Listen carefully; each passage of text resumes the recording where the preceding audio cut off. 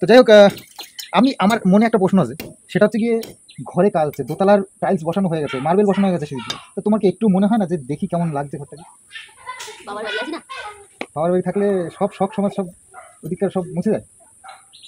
চোখের জলে ভাসিয়ে দিলাম মনে ঠিকানা, না না, চোখের জলে ভাসিয়ে দিলাম মনে ঠিকানা, কে আসতে চাইলে তুমি অন্য মোহনা, তবে তোমার জন্য মনের দুয়ার খোলা যে রাখবো, শুধু তোমারই থাকবো, আমি তোমারই থাকবো, শুধু তোমারই থাকবো, আমি তোমারই থাকবো। ওয়েলকাম টু টক ঝাল মিষ্টি উইথ ইপসিতা। আমি ইপসিতা, এখানে নোগানাগালি নো খিস্তি অনলি বস্তি। তো আজকে ভিডিওর শুরুতে ইন্ট্রোডাকশনে এই যে গানটা গাইলাম, এই গানটা যে ফিলটা, সেই ফিলটা এখন আমাদের সামনে একজন উপস্থাপন করার চেষ্টা করছে। সেটা কে বলুন তো? আরে কবিতা চোর কাজ চলে বলগার হয়ে গেছি, এত বড় বলগার বাবা। যতই যাই বলুন না কেন, যেভাবেই হোক এমন একটা মানে সিচুয়েশন তৈরি করেছে কিছু মানুষ, ওকে নিয়ে কথা বলে বলে এমন একটা কি বলবো পরিস্থিতি তৈরি করেছে, যেখানে প্রচুর মানুষ খেটেও ব্লগ করেও যে ভিউজটা পাচ্ছে না, যে রেকগনাইজেশনটাই পাচ্ছে না, সেটা কিন্তু এ পেয়ে গেছে। কিসের জন্য? শুধুমাত্র সন্দীপ আর এই টিনের কন্ট্রোভার্সির মাঝখানে পতি পত্নীর মধ্যে वो হয়ে সেই वो ফ্যাক্টরটা নিয়ে এসে আজকে এরকমভাবে দাঁড় করিয়ে দিল নিজের চ্যানেলটা। ভাবতে পারেন এটা? ভাবতে পারি না পারি, কিন্তু এটা অ্যাকচুয়ালি দর্শকদের জন্যই সম্ভব হয়েছে। চিচি থুতু করে হলেও তারা ফোকলাকে ভিউজ দিয়েছে। তো যাই হোক, ফোকলা তো আবার মহান, ও তো পরিষ্কার বলেই দিচ্ছে, আরে গালাগালি মানে খিস্তি যা হোক, দরকার পড়লে বাড়ি বয়ে যাও করে দিন, তাও ভালো, কিন্তু ভিউজটা দিয়ে যাবেন, এরকম একটা ব্যাপার। তো যাই হোক, ওর ভিডিওগুলো দেখলাম, ভিডিওর একটু রিভিউ দিই। নতুন হিসেবে, নবগত হিসেবে ব্লগ কিন্তু যথেষ্ট ভালো। আপনারা জানেন আমি অনেস্ট কথা বলি, আমি নিরপেক্ষ কথা বলি, আমি সত্যি কথা বলি, তাই যেটা সত্যি আমি ফিল করছি বা দেখেছি আমি সেটাই বলবো। সেখানে যদি মানে সত্যি কথা বলতে সাবলীলভাবে কথা বলছে, তার সত্ত্বেও আমি থু করতে পারবো না, এটা আমার স্বভাব বিরুদ্ধ। তো সেই জন্য বলছি যে অনেকের থেকে অনেক সাবলীল। আমি এরকম অনেকেই ব্লগ করতে দেখেছি, যারা কিনা হয়তো তার ওয়াইফ হয়তো ব্লগিং করে, কোনো ক্রমে ওয়াইফ আর কি তার হাজব্যান্ডকে বলেছে আমি করছি তুমিও করো, সেক্ষেত্রে তারা অনেকে আছে না, মুখ খুলতে পারে না। ও এক একজন তো আছে, বন্ধুরা ট্রেন আসছে, বন্ধুরা ট্রেন যাচ্ছে, আরে আমাদের দালালের বর, তো দালালকে দিয়ে একটু কিছু কথা বলতে হবে। আরে ফোকলার নাম উঠলে দালালের প্রসঙ্গ আসবে না, এই কি হতে পারে? কাইসে চালেগা। তো যাই হোক, ফোকলার দেখলাম যে ব্লগিং, আমি যা দেখলাম, ক্যামেরার কায়দা, কথা বলা, ক্যামেরা ফেসিং অনেকটাই সাবলীল, কিন্তু হ্যাঁ মাঝে মাঝে ওর হয়তো ফোনের প্রবলেম, সেই ফোন থেকে ভালো আওয়াজ আসছে না। আহারে, ওর তো যে ফোনটা ইউজ করতো সেটা তো বকদাদার বাড়িতে গিয়ে কান চাপাটি মেরে টিন ছিনিয়ে নিয়েছে, যেটা কিনা টিনের বাবার নামে কেনা হয়েছিল, মনে আছে? সেটা তো ও ব্যবহার করতো, সেটা ছিনিয়ে নিয়েছে। এখন যা আছে জো জেসা ভি পচা মার্কা ধচা মার্কা ফোন দিয়ে হলেও ওকে এই ব্লগিংটা চালিয়ে যেতে হবে। তো যাই হোক, ও যে ব্লগিং করতে এসছে বলেছে যে কারণটা আপনাদের আমি বলবো, কিন্তু তার আগেই একটা সম্ভাব্য কারণ আমার মনে এসছে, সেটা অবশ্যই আপনাদের সাথে আমি শেয়ার করবো। পরবর্তীকালে দেখা যাবে সেটা মেলে কি মেলে না, তাই না? তো যাই হোক, সেখানে প্রথম দিনের ব্লগটা দেখলাম, তারপরের দিনে বলল যে অনেক কিছু ক্লিয়ার করব। তো সেই অনেক কিছু ক্লিয়ার বিশেষ কিছুই করলো না, তবে প্রথম দিন থেকে আজ অবধি ওর যে ব্লগিংগুলো দেখছি প্রত্যেক কটাতেই বোঝা যাচ্ছে যে চিককে পুকারকে বলছে যে দেখো চেনো, এই যে তোমাদের টিন রানী এখানেই কিন্তু 1.5 বছর মাঝে মাঝে বসবাস এসে করে গেছে। কিনা নিচে ওর মায়ের ঘরে যে পুরনো টিভিটা, সেই টিভিটা কিন্তু এর আগে আমরা দেখেছি, স্যানসুইয়ের সেই টিভি, মনে আছে তো? সেই যে একটা শোকেস আছে, শোকেসের ওপরে রাখা আছে, বারবার করে হাইলাইট করে দেখাচ্ছে। যেমন কিনা চায়ের বাসন, যেটাতে আমরা চা অনেক আগেই টিনের ভিডিওতে ফুটতে দেখেছি বলে আমাদের ধারণা। হ্যাঁ, এবার বাটির মতো বাটি কি হতে পারে না? নিশ্চয়ই হতে পারে, কিন্তু একই খারাপ বাটির মতো আরেকটাই খারাপ বাটি, সেম টু সেম, ওই বাটিতে যা যা খারাপই এই বাটিতে সেই সেম খারাপই, এটা হতে পারে না। টিন যেটা দেখিয়েছিল সেটা যে অংশ থেকে ফাটা ছিল বা টেরা বেঁকা ছিল, এই বাটিটাও ঠিক সেই জায়গাটায় টেরা বেঁকা, এটা পসিবল নয়। বাদ বাকি ওটা যদি নতুন গোটা অবস্থায় থাকে একই রকম বাটি হাজার একটা আমাদের হতে পারে, তাই না? তো যাই হোক, সেগুলো কিন্তু হাইলাইট করে করে দেখাচ্ছিল যে দেখো চেনো। তো ভালো কথা, এইসবগুলো যখন দেখাচ্ছিল তখন এগুলোও তো হাইলাইট করে দেখানো উচিত যে এই যে টিন, সেই টিনকে যে একটা দেয়ালের পিছনে বসিয়ে নোংরা ওড়না দিয়ে বসিয়ে যে তুই কন্ট্রোভার্সি কর, তোকে ব্লগিং করতে হবে না, কারণ ব্লগিং মানেই তোকে তুই কার সাথে থাকছিস, কি রান্না করছিস, কি কাজ করছিস, সেগুলো দেখাতে হবে। সেগুলো তুই এখন দেখাতে পারবি না, তো ডিভোর্স হয়নি, তাহলে তুই কি করবি না, তুই কন্ট্রোভার্সি কর। তুই ব্যাচ কাকে বেচবি না, যাদের তুই ছেড়ে এসেছিস, যে বাড়ি থেকে তুই ছেড়ে এসেছিস, যেখান থেকে তুই নিজের ফেস ভ্যালু তৈরি করেছিস, তাদেরকে ব্যাচ। নিজের সম্পর্কগুলো 5 বছরের যে সংসার, সেই সংসার জীবনের সব কিছু ব্যাচ বেচে ইনকাম কর, সেগুলো দিয়ে কি করব না, আমি বাড়ি রেনোভেশন করব। কারণ ওর যে বাড়িটা, এর আগে যে ছবিটা আমাদের কাছে এসছে, অবশ্যই সিআইডি বাহিনীর মাধ্যমে, সেই সিআইডি বাহিনীর দেখানো যে ছবিটা, সেই ছবিটার সাথে এই বাড়িটার কিন্তু আকাশ পাতাল তফাৎ। হ্যাঁ, দোকান ঘরটা মোটামুটি চেনা যাচ্ছে, একই রকম, এখনো দোকানের কালার চেঞ্জ হয়নি, আস্তে আস্তে হবে যা বুঝতে পারছি। মাঝখানে ব্রেক একদম কষে গেছে, এটা তো হওয়ারই ছিল, তাই না? তো যাই হোক, সেগুলো দেখে চিনতে পারছি আর বুঝতে পারছি। তবে একটা জিনিস, সেই যে পুষ্করিণীতে কি সব জানি ভেসে বেড়াতো, সেই পুষ্করিণীটা কিন্তু দেখা যাচ্ছে না, সেটা কিন্তু বেমালুম মানে উধাও। ওটাও ও কি কলকাতা শহরে থাকে নাকি যে পুকুর বোঝাই করে সেখানে ফ্ল্যাট বাড়ি উঠে গেছে, পুকুরটা কিন্তু দেখা গেল না। তার মানে যারা বলেছিল কথা, তারা অনেকেই হয়তো কিছু এক্সট্রা বাড়িও হয়তো বলেছিল, বা হয়তো ওর বাড়ির একটা দিক আমাদের দেখাচ্ছে, পিছন দিকটা গেলে হয়তো দেখা যাবে যে পুষ্করিণী আছে। আমি কিন্তু যতবার ভিডিও ওর দেখেছি পুষ্করিণীটা খোঁজার চেষ্টা করছিলাম, যেটা কিন্তু দেখতে পাইনি। তো যাই হোক, ও ব্লগিং করছে, ইনকাম করছে এখান থেকে, তার জন্য একটা মহৎ উদ্দেশ্য ওর আছে। সেই উদ্দেশ্যটা কি, এখান থেকে যে টাকা ও ইনকাম করবে সেই টাকাটা ও চ্যারিটিতে দেবে। তাহলে যদি তাই হয়, তাহলে ও নিজের মানে অন্য সংস্থানের জন্য কি কাজ করবে?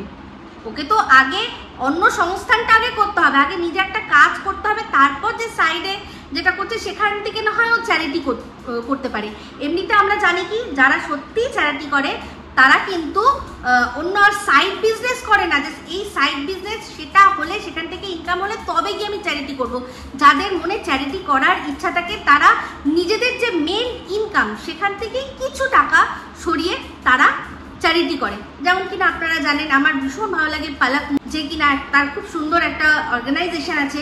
সে কি করে, যত যেসব বাচ্চাদের হার্টে ফুটো থাকে, ওটা একটা রোগের নাম আছে, নামটা আমার মনে পড়ছে না, সেই যাদের মানে হার্টের মধ্যে হোল থাকে, তাদেরকে অপারেশন করে তাদের সুস্থ করে। এরকম প্রচুর বাচ্চা ও করেছে, আর আরও করে যাবে। তার জন্য কিন্তু ও মানে অন্য কোনো সাইড বিজনেস করছে না, যেটা কাজ করছে সেখান থেকেই টাকা সরিয়ে নিজের ট্রাস্ট তৈরি করেছে, নিজের একটা অর্গানাইজেশন তৈরি করেছে, সেখানে বাচ্চাদেরকে একের পর এক সে চিকিৎসা করাচ্ছে। তার জন্য এটা বলছে না যে আপনারা আমাকে ওই আরও বেশি করে গান দিন, আমার গান আরও বেশি করে শুনুন, তবে গিয়ে আমি হার্টের সার্জারি করব না। ও যেটা করার সেটাই করছে। তো চ্যারিটি করলে, যারা সত্যিকারের চ্যারিটি করে, তারা এইরকমভাবে চ্যারিটি করে। আর এই যেটা করছে মানে ফোকলা কাকার ছেলে, সেটা হচ্ছে অ্যাকচুয়ালি ভাওতাবাজি।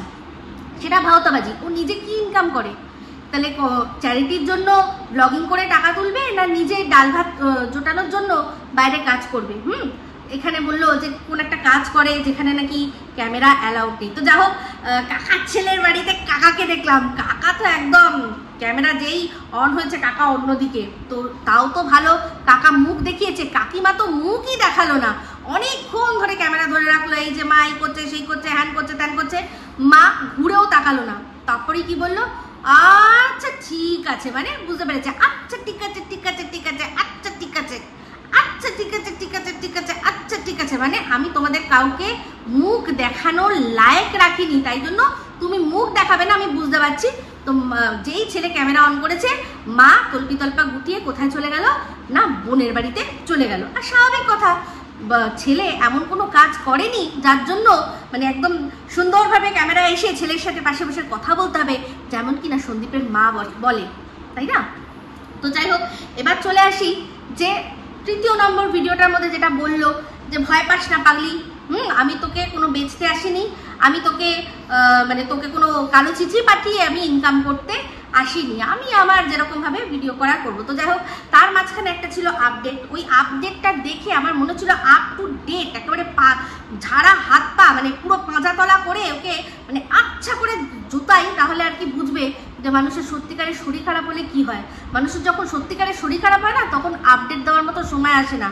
ওর যে ভাল্লুকের জ্বর এসেছিল খুব ভালো করেই বুঝতে পারছি, সেই জন্য করে এরকম করে বেবুনের পুদের মতো ঠোঁটটাকে এরকম করে নিয়ে করে বলতে বসে গেছিল যে আমার তো খুব শরীর খারাপ, আমার বাড়িতে ডক্টর এসছে, ওর বাড়িতে ডাক্তার আসবে আর ও সেটা ক্যামেরায় দেখাবে না, এটা হতে পারে? হতে পারে। অ্যাটলিস্ট ওষুধগুলো প্রেসক্রিপশন কিছু না কিছু তো দেখাবে, নিশ্চয়ই দেখাতো যদি সত্যি হতো কথাটা, মানে একেবারে মিথ্যে কথা। মানে জাস্ট ভিউজটা আর কি যেহেতু ভালো আসছে, যাতে কোনো রকম গ্যাপ না পড়ে, সেই জন্য কি করবে, চেপ্তা দিয়ে পড়েছে, পড়ে আমার শরীর খারাপ, আমার কি শরীর খারাপ, ওই না শরীর কি না কাজ করলো তাতেই ওর খারাপ হয়ে গেল। দুদিন ক্যামেরা ধরে, 3 দিনের দিন ও আর কি কুপোকার। তো যাই হোক, তার পরের দিনের ভিডিওটাতে যেটা বলছিল টিমকে যে তুই ভয় পাস না, হ্যাঁ সত্যি। তার মধ্যে আরও একটা কথা বললো যে সময়টা আমার দরকার ছিল সে সময় তুই আমাকে মানসিক শান্তি দিয়েছিস। মানে আমি তো জানতাম যে টিন নিজের সংসারে ছিল, ও ওর লাইফে হঠাৎ করে এসছে, টিন নিজের সংসারে যেটা ছিল, টিন ওর কাছ থেকে আর কি মানসিক আর কি শান্তি পেত। এ তো দেখছি এ ফোকলা বলছে যে ও নাকি টিনের কাছ থেকে মানসিক শান্তি পেত। তাহলে বিষয়টা কি হলো, এটাই তো বুঝতে পারলাম না। টিন নিজের শান্তির জন্য বাড়ির থেকে বেরিয়েছে, না এই ফোকলাকে শান্তি দেওয়ার জন্য বাড়ির থেকে বেরিয়েছে? এখন তো প্রশ্ন এটা, তাই না? মানে একে শান্তি দেওয়ার জন্য বাচ্চা কাচ্চা নিজের সংসার সব জলে ভাসিয়ে দিয়ে সে বেরিয়ে গেছে। তাহলে এই যে কমিউনিটি পোস্টে লিখেছিল যে আমি একজন শক্তপোক্ত একজনের হাত, যে কিনা আমার সারা জীবনের জন্য আমার হাত ধরেছে, তাই সেই শক্তপোক্ত হাত দেখে আমি বেরিয়েছি। হ্যাঁ, তাহলে এই শক্তপোক্ত হাতটা যে এখন লুলাকেশটা, সে তো বোঝাই যাচ্ছে। আর সেই লুলাকেশটা কি বলছে যে তোর কাছ থেকে আমি মানসিক শান্তি পেয়েছি। তো যাই হোক, ভালো কথা, ও যখন মানসিক শান্তি পেয়েছে তো পেয়েছে, কিন্তু তার বদলে সেই মেয়েটাকেও কি দিয়েছে সেটা কি কোনো উত্তর দিতে পারলো? কি দিয়েছে মেয়েটাকে? সারা দুনিয়ার কাছে মেয়েটাকে গালাগালি, মন্দ, মানে অপমান, কলঙ্ক, এই সমস্ত ছাড়া ওই মেয়েটাকে ও কি দিতে পেরেছে? হ্যাঁ, সেই যে ভিডিওর মধ্যে বলছিল যে অনেক বড় খাট, ওখানে আমি একা থাকি, তো বুঝতে পারছি যে এখনও একা থাকে বলছে, তার মানে একটা সময় ওর সাথে সেই খাটে কেউ ছিল। তো খাটের ওপর বসে মানছি অনেকগুলো লুডোর দান খেলেছে, ছক্কা ছক্কা ছক্কা ছক্কা ফেলেছে, কখনো কখনো পুটও ফেলেছে, মানে প্রচুর লুডো খেলেছে, বুঝতে পারছি। তো সেই লুডো খেলার মানসিক শান্তিটা দিয়েছে। লুডো খেলার শান্তি, ও লুডো খেলা তো আমার মানসিক না, শারীরিক শান্তি পাওয়া যায়, তাই না? হ্যাঁ, অবশ্য যেটার অভাব ছিল, যেটা কিনা আমরা শুনেছি কার কাছে না, টিনের বাবার যে কনভারসেশন, সেখানেই যে মেয়ের অনেক চাহিদা, সেই চাহিদাগুলো পূরণ করেছে। তাহলে এটা কি ধরনের সম্পর্ক? এটা কি ধরনের সম্পর্ক? এটা তো গিভ অ্যান্ড টেকের সম্পর্ক, তাই না? তো যাই হোক, গিভ অ্যান্ড টেক তাও নয়, শুধুমাত্র মেয়েটার কাছ থেকে ও টেকই করেছে। মেয়েটাকে জাস্ট ইউজ করেছে, মেয়েটাকে ইউজ করে মেয়েটাকে সব দিকে মানে বদনাম করে দিয়ে তারপর ছেড়েছে। তো যাই হোক, এই বদনাম বলতে গেলে আবার মনে পড়ে যায় সন্দীপের কথা। সন্দীপ যে কথাটা বলেছিল সেটাও সত্যি, যে এইসব ছেলেরা তো হচ্ছে গিয়ে বসেই থাকে, তারা তো বসেই থাকে যে কোনো রকমভাবে কোনো যদি ভালো বাড়ির কাউকে পাই তাহলে টুক করে তাকে যদি ছিনিয়ে নিয়ে আসতে পারি, তারা তো বসেই থাকে। তো যারা মেয়েরা রয়েছে, সেই মেয়েদের সাবধান থাকতে হবে, এই কথাটাও কিন্তু অস্বীকার করতে পারি না। তো যাই হোক, টিনের ভিডিও দেখলাম, টিনের ভিডিওর মধ্যে মানে একটাই ভিডিও, যে ভিডিওটাতে ও বলল যে ফ্ল্যাটটাও ছেড়ে দেবে। তো আজ থেকে প্রায় বেশ কিছুদিন আগে আপনাদের মনে আছে নিশ্চয়ই, টিনকে এই কথাটা বলেছিলাম যে এই শুধু এই ফ্ল্যাটটা রেখে তার যে ভাড়াটা হওয়ার কোনো মানে হয় না। তোমার বাড়িতে তোমার ঘর আছে, একটা ঘর আছে বাড়িতে, বাবা মা সবাই রয়েছে, দাদা বৌদি সবাই রয়েছে। এখানে শুধুমাত্র ওই কটা ভিডিও করার জন্য এখানে শুধু মাসে 8,000 টাকা দেওয়ার কোনো মানে হয় না। হ্যাঁ, একটা মানুষ একটা জায়গায় থাকে, বসবাস করে, শান্তিতে সুখে সেখানে থাকতে পারে, ভালোভাবে থাকতে পারে, তার জন্য সেই টাকাটা দিতে গায়ে লাগে না। আপনি ধরুন একটা জায়গায় গেলেন, একটা রেস্টুরেন্টে গেলেন, সেখানে খুব ভালো খাবার, আপনি আরসালানে গেলেন, ভালো বিরিয়ানি, দাম একটু বেশি, বা দাদা বৌদি বিরিয়ানি দাম একটু বেশি, তাও দেখবেন আপনার গায়ে লাগে না, কারণ মাংসের পরিমাণটা সেরকম বড় থাকে, বেশি থাকে, খাবারের টেস্টটা অনেক বেশি থাকে। বক্তব্য এটাই যে আমরা যখন টাকা খরচা করি, সেই টাকা খরচা করে যদি আমাদের স্যাটিসফ্যাকশন আসে তাহলে ঠিক আছে, কিন্তু এটা তো ওর কাছে জিকা জঞ্জাল, না ওখানে থাকতে পারছে, না ভালোভাবে বসবাস করতে পারছে, অথচ প্রত্যেক মাসে কি করছে না, ওকে ওর বাড়িওয়ালাকে টাকাটা দিতে হচ্ছে, 8,000 টাকা কান মূলে তাকে দিতে হচ্ছে। আর এটাই স্বাভাবিক কথা, এটাই তো চুক্তি হয়েছিল। তো যাই হোক, এর আগের ফ্ল্যাটটা তো দেখলেন ওর চুক্তি ভঙ্গ করতে হলো, আর এই ফ্ল্যাটটাও এবার চুক্তি ভঙ্গ করতে হচ্ছে। যাই হোক, একটা বিজনেস শুরু করলো, সেই বিজনেসটা তো মাঝপথেই আবার বন্ধ করে দিল। তো এইদিকে শুনলাম যে আরেক মানে বিজনেসটা আবার এক্সপ্যান্ডও করার কথা ছিল, কারণ দেখলাম ফোকলা নিজের ব্লগের মধ্যে বলল যে আমি জুয়েলারির, এই যে আমার দোকান, সেই দোকানের একটা অংশে জুয়েলারি বিজনেস করব বলে ঠিক করেছিলাম, এখন করছি না। কারণ ওটা একজনের সাথে মিলে করতাম, আমরা দুজনে এক ইউনিট হয়ে করতাম। সেখানে একজন মহিলা, সেই মহিলাটা যদি থাকে, সে আর কি বলতে পারবে যে কোন ধরনের গয়নাগুলো এখানে চলবে, বা কোনো একজন যদি কিনতে আসে, কোনো একটা প্রশ্ন করে, সেটা ফোকলার পক্ষে বোঝানো সম্ভব হবে না, তাই জন্যই সে জিনিসটা ড্রপ আউট করেছে। তো যাই হোক, প্রথম দিনের ভিডিওর মধ্যে ফোকলার কিন্তু একজন বৌদি, সে বলছিল যে কি হলো, কই তোমার ঘরের ঘরণী কই, কাজের ভয়ে সে পালিয়েছে, এরকম করলে হবে না, নিয়ে আসো যাও, ডেকে নিয়ে আসো, হ্যাঁ তাকেও কাজ করতে হবে।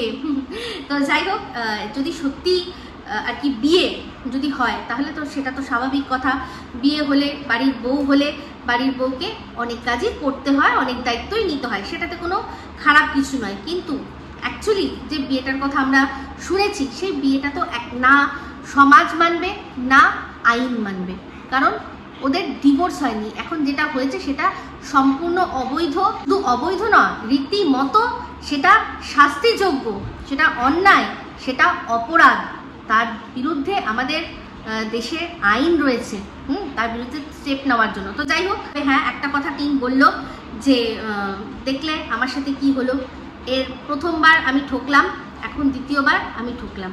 প্রত্যেকবারই আমি মানুষকে বিশ্বাস করি, আর বিশ্বাস করে ঠকে যাই। তো একটা জিনিস আমি জানি, এই যে টিম যে কথাটা বললো যে প্রথমবার আমি ঠকলাম, কে ঠকিয়েছে তোমাকে, কে ঠকিয়েছে? প্রথমবার তোমার যে বিয়ে হয়েছে, তোমার বাবা মা দেখে, তোমার ভালো মন্দ বিচার করে তারা বিয়ে দিয়েছে, তুমি প্রেম করে বিয়ে করনি, পালিয়ে গিয়ে বিয়ে করনি, তোমার বাবা সম্প্রদান করেছে, তোমার বাবা যার সাথে বিয়ে দিয়েছে তার বাড়ি ঘর দেখেছে, তোমরা সেই বাড়িতে 5-5টা দিন থেকেছো, তাদের দেখেছো, তারপর তুমি বিয়ে করেছো। 5-5টা বছরে এমন কি অত্যাচার তোমার ওপর হয়েছে, বা এমন কি তোমায় সহ্য করতে হয়েছে? কি হয়েছে? সন্দীপ, হ্যাঁ সন্দীপ একটু যেটাকে বলে কিপটে না, ওকে আমি বলবো হিসাবি ছেলে, ও মিতব্যয়ী একটা হিসাবি ছেলে। সেটা হওয়া কি কোনো মানুষের পক্ষে অপরাধ? সেটা কি কোনো অন্যায়? আচ্ছা, ও একটু মায়ের কথা বেশি শোনে, একটু বেশি মামাজ বয় হতে পারে, সেটা হওয়া কি অপরাধ? যদি অপরাধ হয় তাহলে বলবো যে সবার আগে নিজের মাকে তার ছেলে শোনা করতে বারণ করো। সারাক্ষণ তোমার দাদাকে যে তোমার মা তার আঁচলের তলায় লুকিয়ে রাখে, সেটা করতে বন্ধ করো। যদি সত্যিই তোমার মনে হয় যে একটা মায়ের কথায় তার ছেলের চলাটা অন্যায়, অপরাধ বিয়ের পর, তাহলে তোমারও কিন্তু তোমার মাকে এটা বলা উচিত। আর সেখানে দেখো, তোমার তো ননদ কোনোদিনও তোমার বাড়িতে এসে ইন্টারফেয়ার করেনি, কিন্তু তুমি এই যে একটা বছর ওর বিয়ে হয়েছে, তোমার দাদার সাথে তোমার বৌদির মানে একটু হেসে খেলে কথা বললেই তোমার রাগ হয়, ও একটু বেশি কথা বললেই তুমি বলো যে ওকে চুপ করা, ওকে কথা কম বলতে বল। হ্যাঁ, দুজনে তোরা কি করছিস? তুমি সবসময় সেখানে ইন্টারফেয়ার করো, তুমি পদে পদে তোমার বৌদিকে তুমি অপমান করতে ছাড়ো না। এগুলো যখন করো তখন তোমার মনে হয় যে তোমার বৌদি ঠিক কি, তার মনের ভেতর দিয়ে কি যাচ্ছে সে প্রকাশ করে না বলে না, সে এখন জমাচ্ছে। হ্যাঁ, এই যে কথাটা বালবিটি তোমাকে বলছিল, তোমার এক্স শাশুড়ি মা তোমাকে বালবিটি বলে ডাকতো, তুমি তখনই সেটা কিন্তু প্রতিবাদ করতে পারতে যে এগুলো কেন তুমি বালবিটি বলছো। আর সবার সামনেই তো তোমার পিসি, তোমার পিসামশাই, তাদের সামনেও তো তোমাকে এটা বলেছে। যদি সত্যিই সেটা সেই রকমভাবে অপমান করার জন্য বলতো, তাহলে তাদের চোখেও কিন্তু সেটা লাগতো, তাদের কানেও সেটা লাগতো, আর সবচেয়ে বড় লাগতো তোমার। তো তুমিও সেটাতে আপত্তি করনি, কারণ তুমিও জানো যে সেটা মজা করে করেছে। দিনের পর দিন শাশুড়িকে হাত ধরে টেনে নিজের বেডরুমে নিয়ে গেছো দর্শকদের চোখে ভালো হওয়ার জন্য। তাহলে তোমার আগেই বলা উচিত ছিল, যেটা আমরা একটা কন্টেন্ট ক্রিয়েট করছি, আমি তোমাকে ডেকে নিয়ে যাব, তারপর যখন ক্যামেরা বন্ধ হয়ে যাবে তুমি আবার তোমার ঘরে গিয়ে শুয়ে পড়ো, এটাই বলতে পারতে। কিন্তু তুমি তো সেটা করোনি।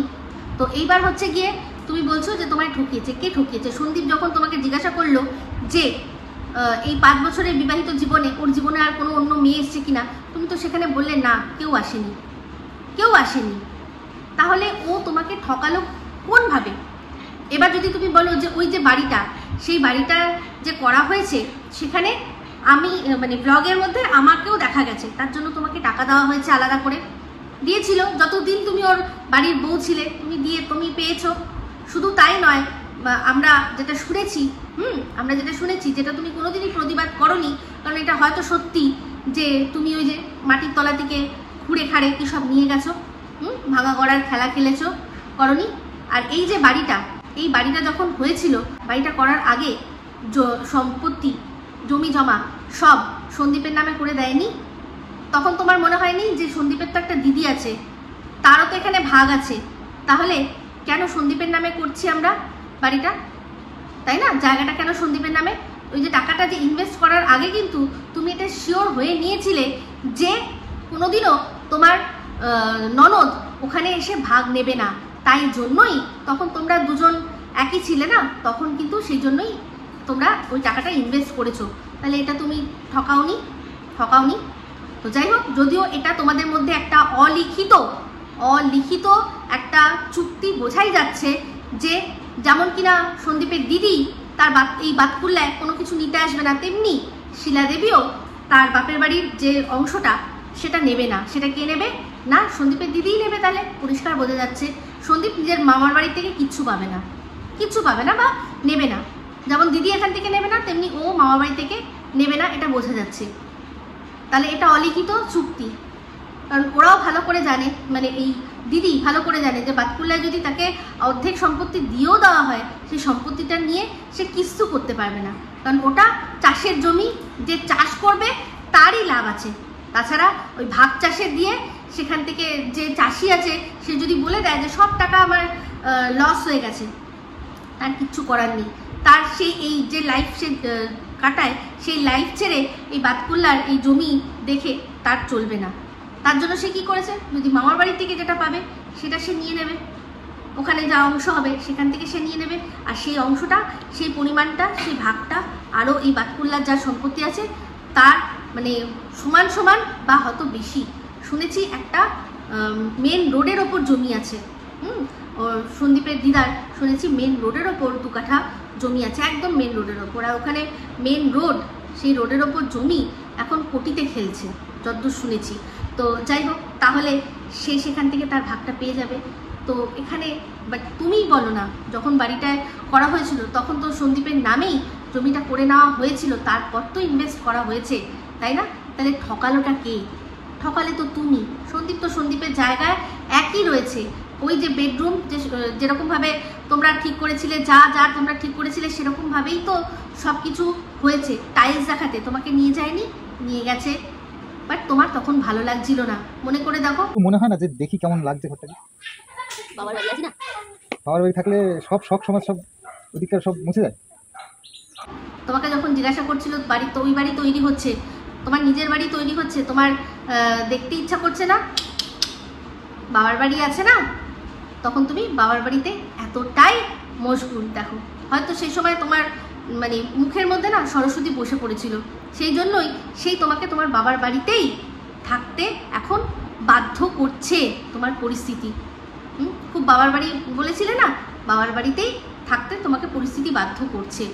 তো যাই হোক, একটা ভিডিও দেখলাম, সেটা হচ্ছে কার, এই যে আমাদের দেশীয় দালালের যে দেশীয় দাদা, ওরে বাবা, তো তার একটা কল রেকর্ডিং, সেখানেও দেখলাম আমার সম্পর্কেও কথা উঠেছে, খারাপ কথা কিছুই নয়। সেখানে দেখলাম এই কল রেকর্ডিংটা সম্পর্কে একটা কথা বলি, মজা আসলো না, কারণ দুজনেই জানে যে দুজনে রেকর্ড হচ্ছে। দুজন দুজনকে কেউ কাউকে বিশ্বাস করে না।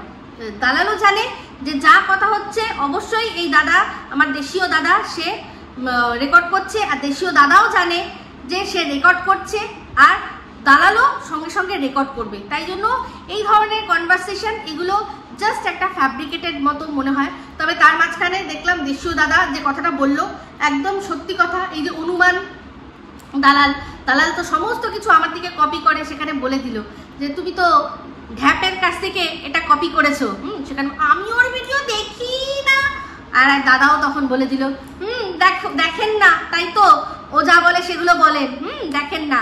তো চুপ করে গেল, লম্বি খামোশি, কোনো উত্তর দিতে পারলো না, কারণ সবাই জানে এটা ও যে কিরকম ভাবে আমার ভিডিও গেলে আপনাদের আইডিয়া নেই। সেই জন্যই ও ভালো করে জানে যে আমি প্রত্যেক কথা শেষে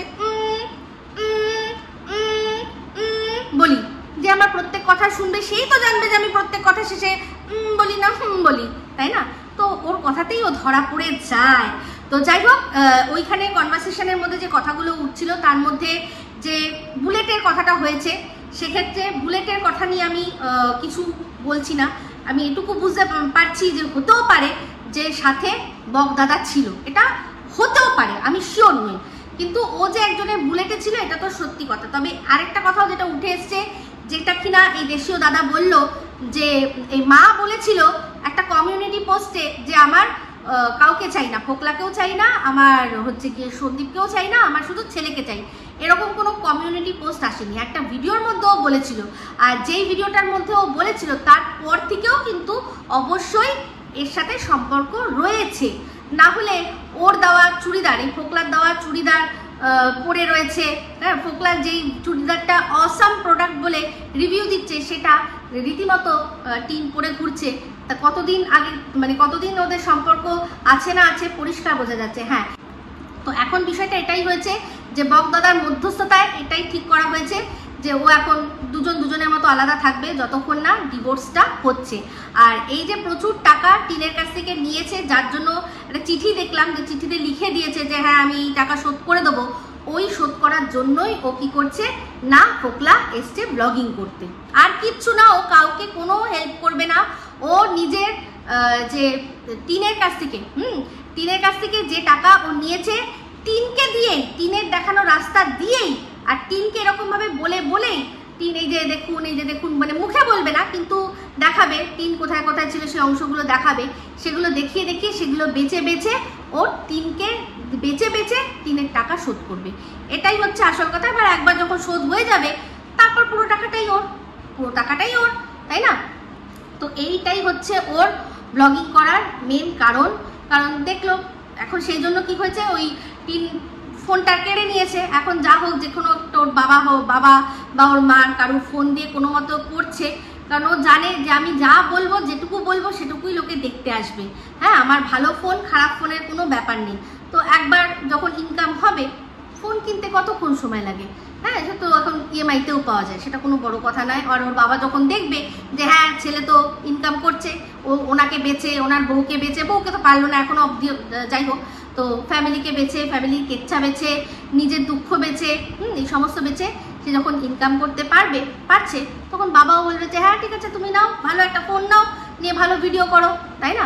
তো এটাই হচ্ছে ব্যাপার, যে টিনের টাকা শোধ করার জন্য টিনকে দিয়েই, টিনের দেখানো রাস্তা দিয়েই, হ্যাঁ, মেরি বিল্লি বলে না, মেরি বিল্লি মুঝি পে ম্যাও, ওই রকম একটা কেস করছে ফোকলা টিনের সাথে, যে তোরই দেখানো রাস্তা, তোরই দিয়ে দেখ আমি ইনকাম করব। আর এমনিতেও একটা শুনেছিলাম যে ফোকলা বলেছিল যে এক বছরের মধ্যে টিনের চেয়েও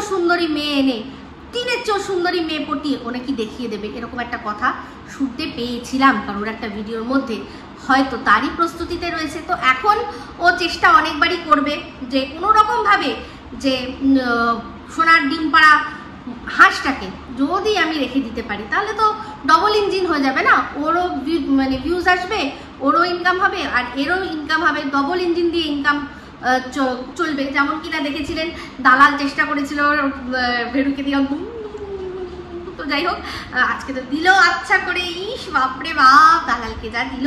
তো দালাল দেখলাম বলছে আমি কি সুন্দর ফোকলার নকল করেছি না, হ্যাঁ তুই তো নকল করবি, সবচেয়ে বেশি সময় তো তুই কাটিয়েছিস ভীষণভাবে, তো আজকে ওই যে একটা কল রেকর্ডিং শুনলাম, সেই কল রেকর্ডিংয়ে দেখলাম মানে এই দালালের হচ্ছে প্রত্যেকটা পুরুষকে নিয়ে ওর ইনসিকিউরিটি, মানে ওর এই যে ধারণা যে আমাকে ফোকলা স্ট্রাইক দিচ্ছে না তার মানে আমার সাথে সম্পর্ক ভালো, হয়তো ও যেরকমভাবে ফোকলার সাথে কুটুর কুটুর কুটুর কুটুর গল্প করতো, হ্যাঁ সেটা নিয়ে যা বললো মানে কি বলবো, ও ভাবছে হয়তো আমিও সেরকমভাবে করি। হ্যাঁ চল চল চল, একবারই আমাকে করেছিল হচ্ছে গিয়ে মেসেজ, উত্তরও দিইনি, উত্তরও পর্যন্ত দিইনি, আর ফোন নাম্বার তো দূর দূর কি বাত।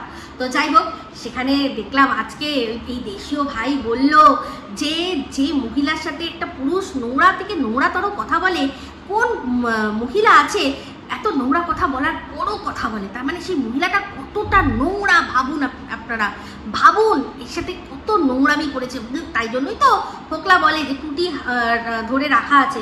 তো যাই হোক, আমাকে নিয়ে যে বলেছে বলে ফোকলা একটুখানি দেখলাম বলল যে একটা সময় টিনের কথা, টিনের দালালের কথা, কিন্তু এখন টিনের দালালকে ও বেশি কিছু কথা বলবে না, কারণ টিনের দালাল যেহেতু ওকে মা মাসি করে গালাগালি দিয়েছে, বাবা মায়ের গালাগালি দিয়েছে, মানে টিনের লাখখোর দালালের কথা বলছি। তো যাই হোক, যেটা বলছিলাম যে এই দালাল কতটা ইনসিকিওর ভাবুন, যে এই দেশীয় দাদা তার সাথে বকদাদা কথা বলে, সেটা নিয়েও ওর ইনসিকিউরিটি, সেটা নিয়েও ওর জ্বলন। হ্যাঁ মানে কেউ কারোর সাথে কথা বলতে পারবে না, যত পুরুষ আছে সব পুরুষের সাথে শুধু ও কথা বলবে, সবার সাথে।